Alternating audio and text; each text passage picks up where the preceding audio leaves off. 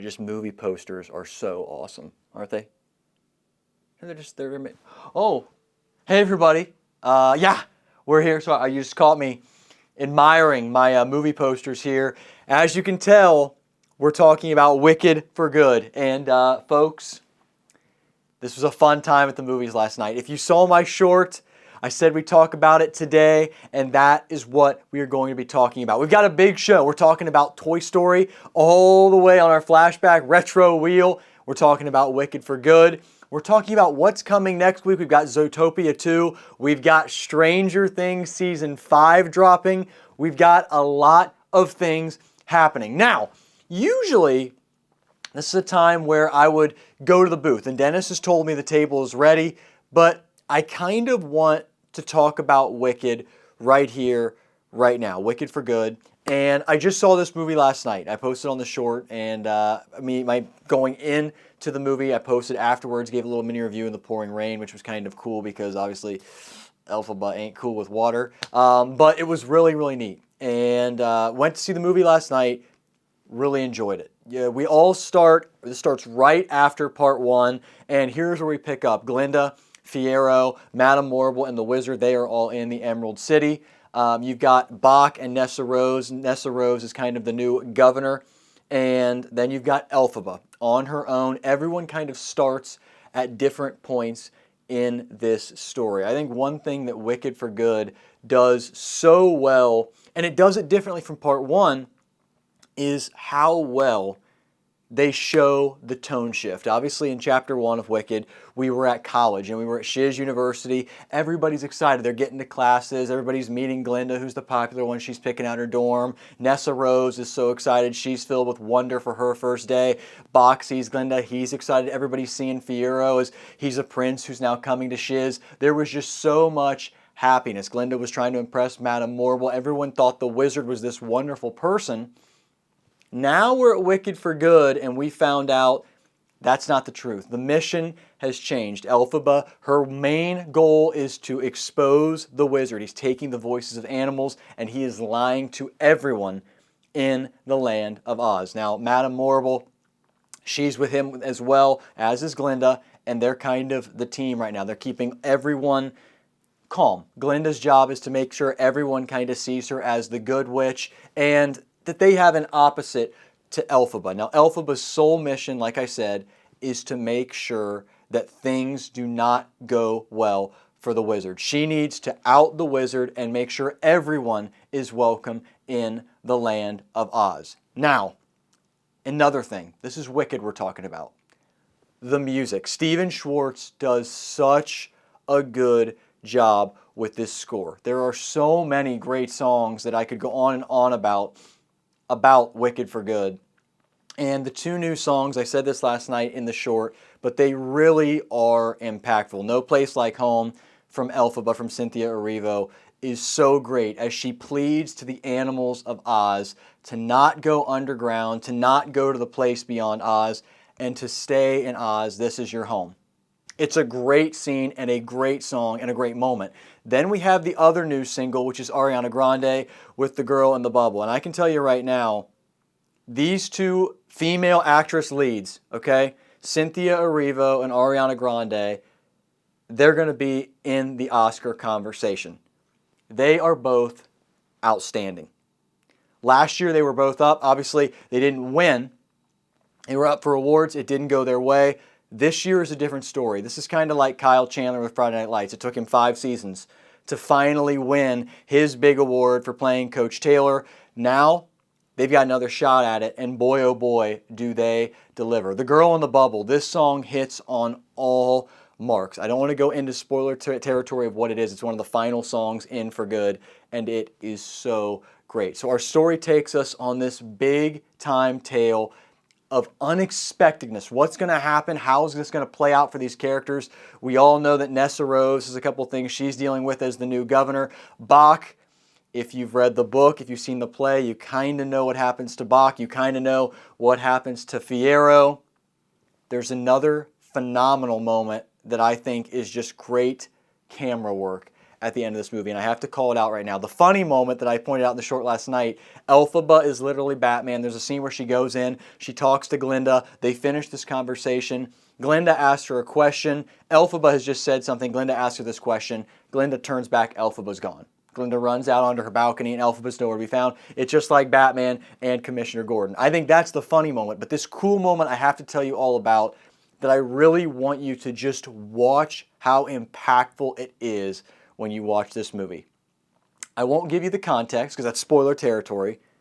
There is a scene, though. Elphaba and Glinda have this big emotional hug. They're both crying. My whole theater was crying. It was right after the song For Good. And there's a doorway shot where Glinda is on one side of the door with her hands and her head kind of resting against the door as they've both just had this emotional moment. And Elphaba is on the other side. Now, Glinda is on your right side on the screen. Elphaba is on your left side on the screen. And it is such a powerful moment. Obviously, we all talk about Wicked as music. You think of music, you think of all these songs. As long as you're mine, I mean, you think of Girl in the Bubble, you think of No Good Deed, you think of For Good, you think of so many fantastic pieces of music when you think of Wicked. You got to think of the acting. Jeff Goldblum is excellent in this movie. And in part one, obviously the Wizard did not play as big a role. You get to see Jeff Goldblum a lot more in For Good. Madame Morrible, Michelle Yeoh, she once again is excellent. Ethan Slater shows a little bit more of a dynamic as Bach in For Good, as more than he did in the first one. Nessa Rose, she does a really nice job in For Good. And then, of course, cynthiaerivo, Ariana Grande, and Jonathan Bailey. Those three steal the show. Every scene they're in, they're captivating. They take you into these characters and they bring these characters to life. Wicked For Good is in theaters right now. It was tracking to a $200 million box office opening. I've always said it's a two-movie race this year for Movie of the Year between Avatar and Wicked For Good. Obviously, Avatar comes out on December 19th, but man, oh man, Wicked's got a high mark for Avatar to hit. I'm really excited to see how it plays out. This is a movie I implore you go see on screen. I know so many people have said, hey, I can watch this at my house in 3 weeks. Go see Wicked.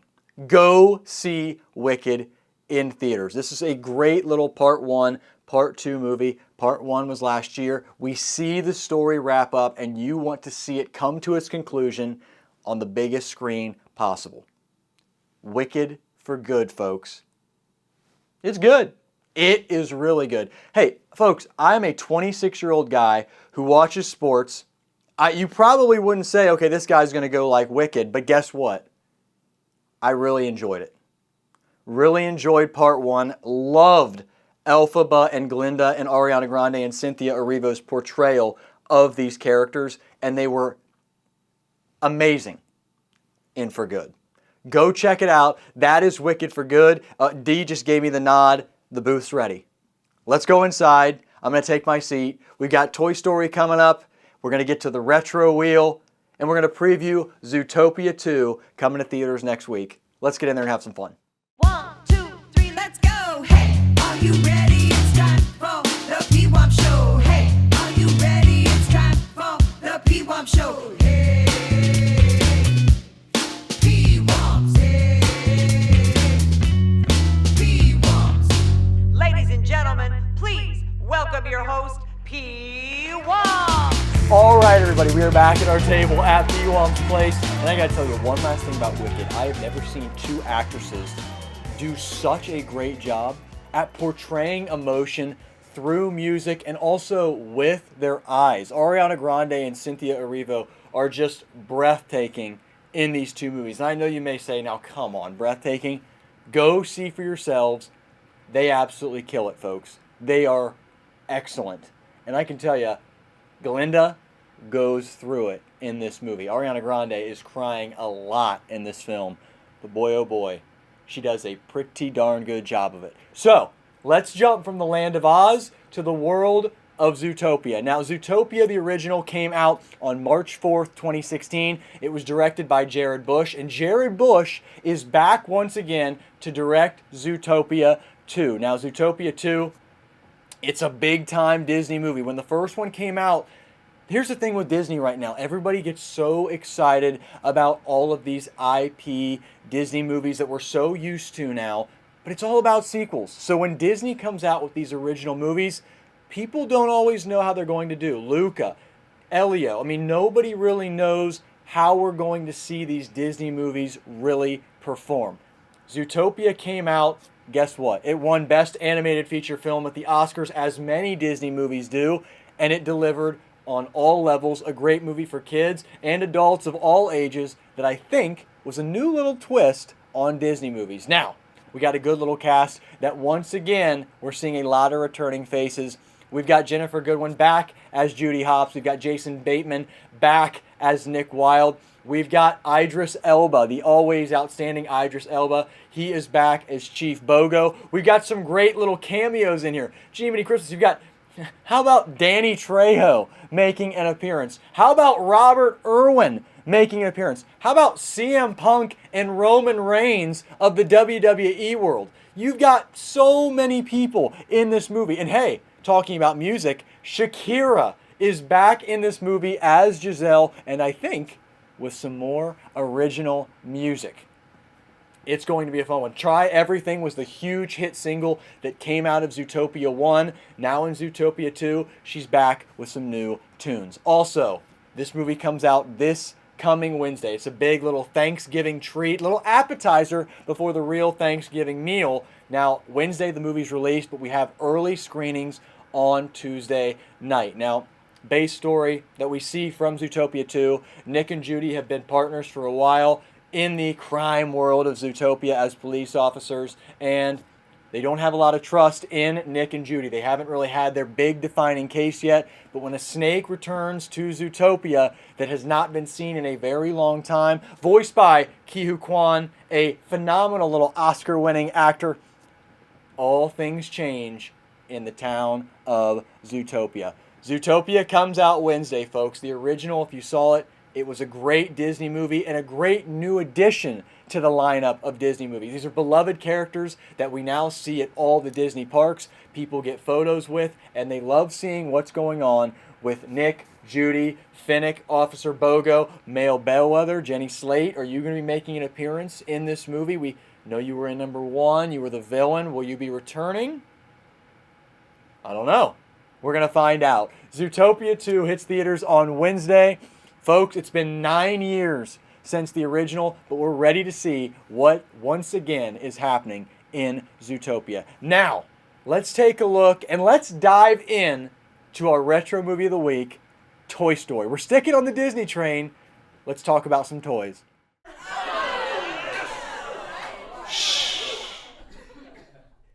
All right, everybody. Let's talk about our retro movie of the week, Toy Story. Now, this is one of my all-time favorite movies, let alone probably my favorite animated movie of all time.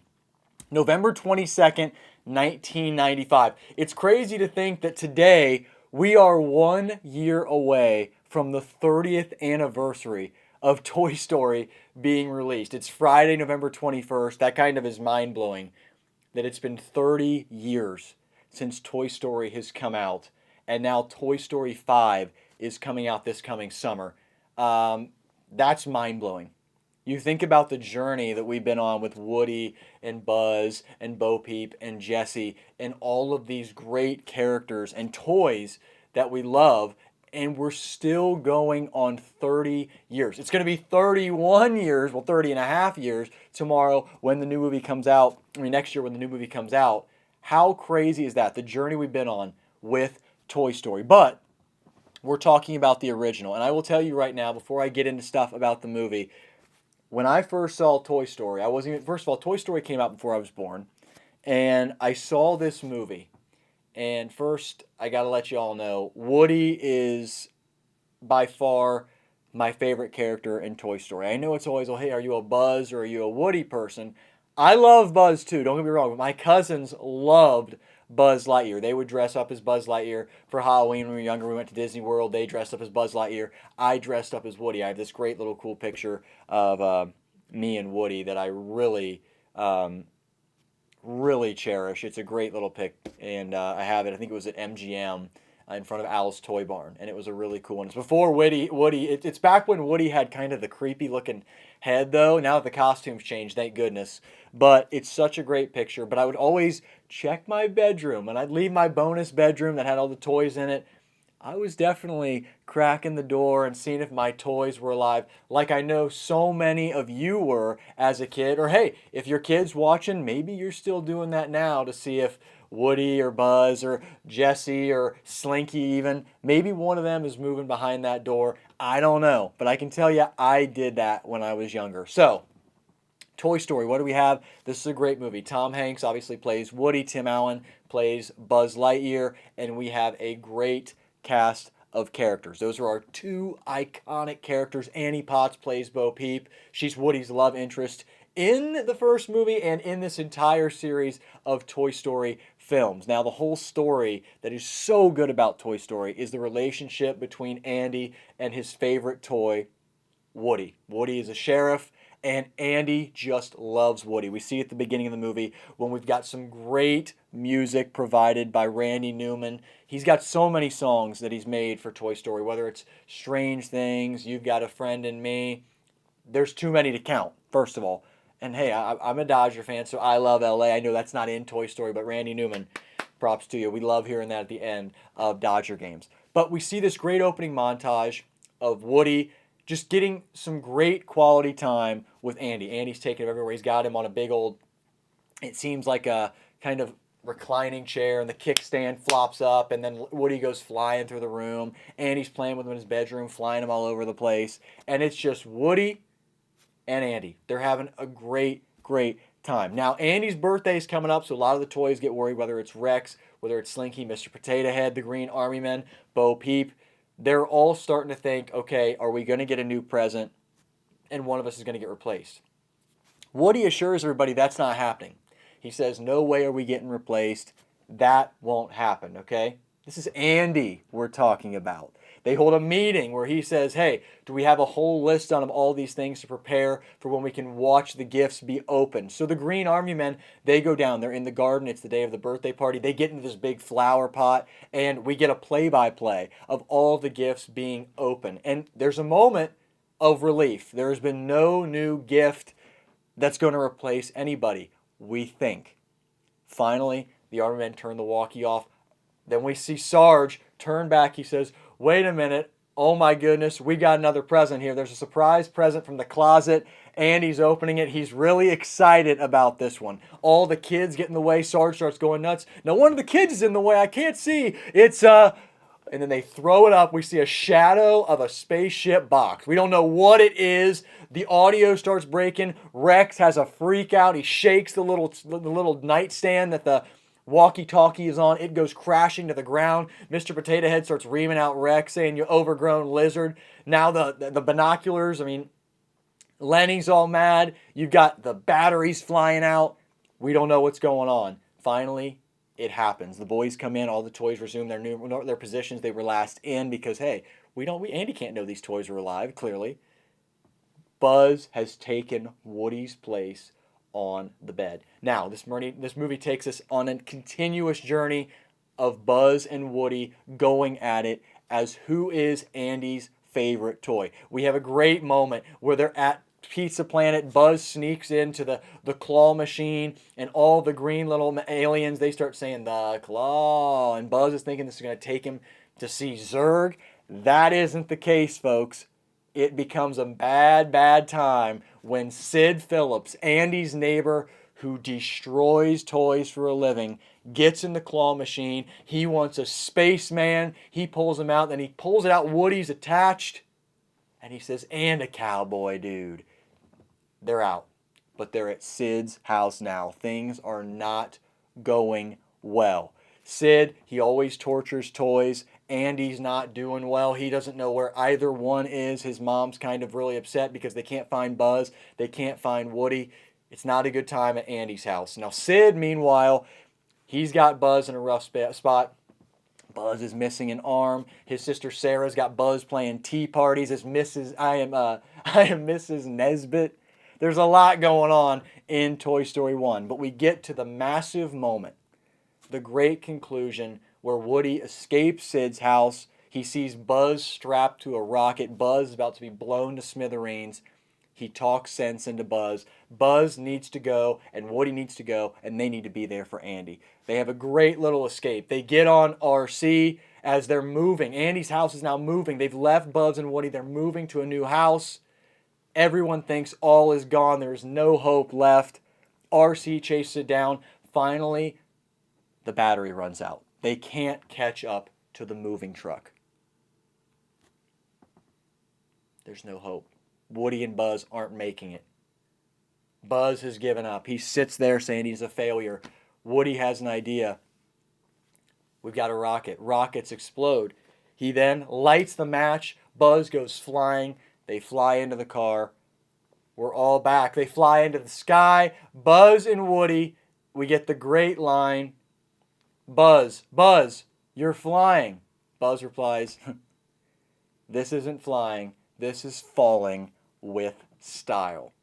They then slowly land in Andy's car. Andy has a great moment where he's relieved. He sees Buzz and Woody in a box now in the middle of his minivan with his mom in the front seat and his little sister in the back seat with him. He kind of celebrates, has a really cool moment. And then it all ends on Christmas morning. Buzz, Woody have made up. They're having a great little time. We're listening once again to that walkie-talkie. Are there any new toys that are going to replace Buzz, Woody? Well, hey, we've got a new Mrs. Potato Head. So Mr. Potato Head, he immediately rips off his mustache. He's really excited about that. And then we hear it. A puppy.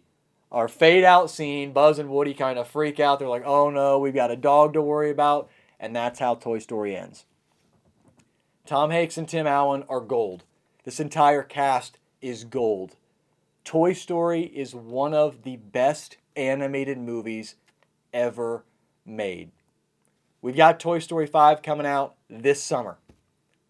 I can't wait to see it. I know so many people said, hey, why did we end it? Why did we not end this after number 3? I tell you what, I might be in the minority. I love to see Bo Peep and Woody kind of reunite.